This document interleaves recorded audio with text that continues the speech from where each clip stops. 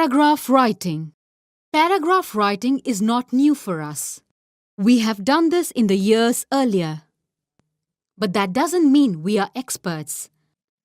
It is always good to recall and refresh what is learnt and then learn some more. A paragraph, we have said, is not merely a group of sentences. It is not merely a short essay, although it looks like a short essay. So, how is it different? A paragraph comprises sentences carrying an idea or ideas well connected and organized to make sense. Can there be more than one thought or idea in a paragraph? Sure, but it should contain a single main idea with related thoughts adding up to the main idea.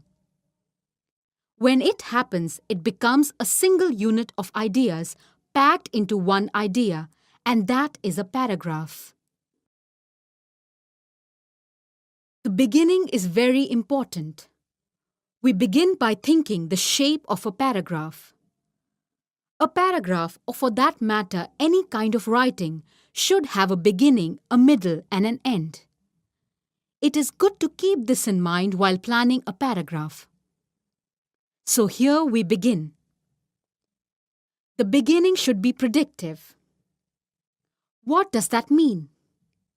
It means clearly stating what you are going to say in the paragraph. It is called the takeoff point for what follows. Most importantly, the beginning should capture the attention of the reader. The middle is the content and it should deal with the subject. It is here that you say all you wish to say about the subject, expressing your ideas and providing your arguments. The end should refer to the beginning. Give the finishing touches and leave the reader impressed. In other words, the landing should be as good as the takeoff. Let us consider the selection of a topic. First of all, one should think of a subject. Sometimes the subject is given by the teacher or the examiner. You may begin by asking a few leading questions. A leading question will be the one that takes you through the paragraph and ideas contained in it. Here are some of them. Is this worth writing about? Will it create interest in the reader? Am I interested in it in the first place? Such questions may help one to decide on the topic. The paragraph begins with an opening sentence. The opening sentence is also called the topic sentence because it takes up the topic and forecasts what the paragraph is all about. Remember what we learned. The beginning is reflected in the conclusion. Comprehension. Comprehension. We have learned in our earlier classes about comprehension.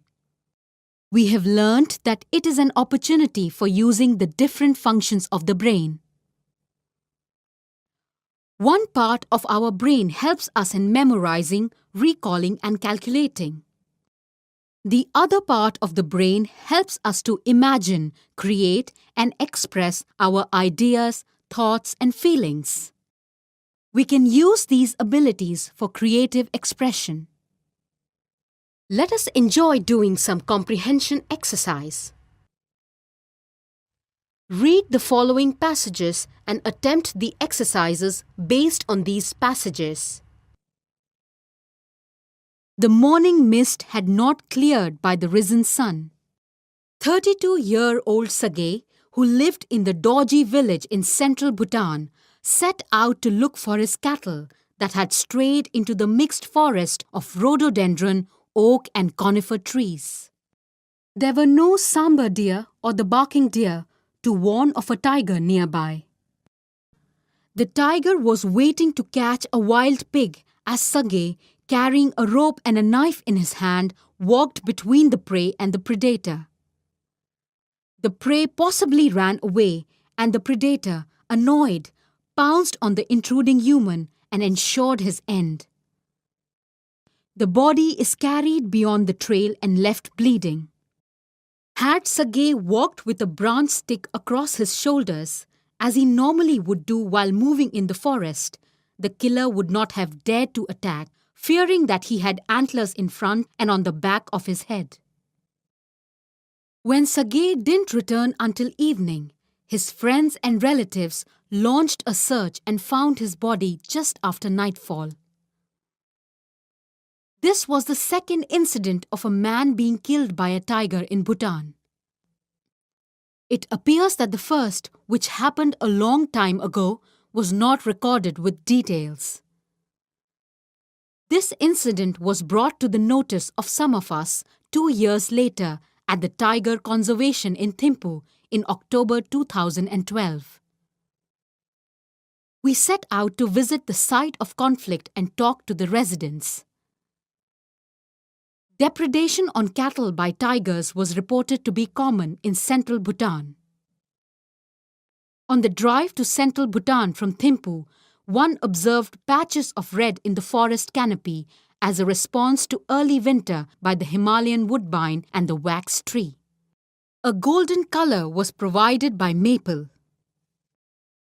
Landlocked Bhutan is on the southern slopes of Himalayas.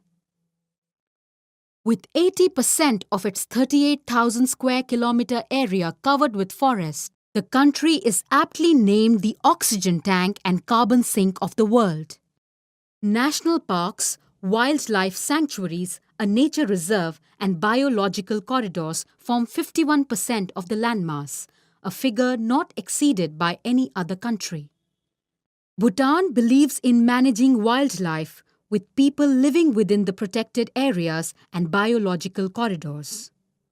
It has nearly 20,000 square kilometers of unbroken tiger habitat, whose landscape being mountainous and with species such as the sambar deer, the wild pig, and the takin, a wild mountain goat. It has the potential to support a maximum of 100 adult tigers. But today, the population of wild ungulates, the prey of the tiger, has drastically reduced. A naturalist has reported recently that in 6 road trips made in daytime, he had seen only 2 barking deer, 1 wild boar, and a group of monkeys. With its food base reduced, the tiger kills domestic cattle and sometimes human beings. At once it is branded man-eater. Source: AGT John Singh and Sonam Wangchuk, Tiger Tales from the Himalayas, in Frontline, April 5, 2013. Retold by the author.